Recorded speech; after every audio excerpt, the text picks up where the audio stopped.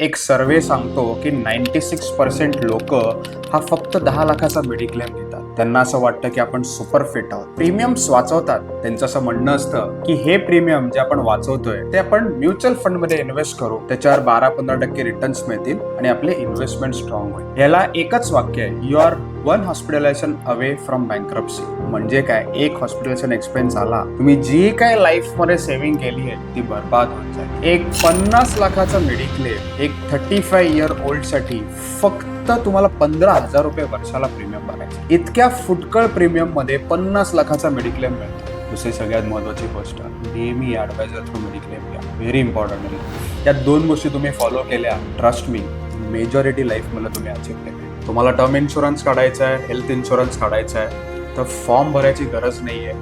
माझ्या team member अपूर्वाला तुम्ही direct call करून इन्शुरन्स काढू शकता. नंबर तुम्हाला फ्लॅश होईल. थँक्यू.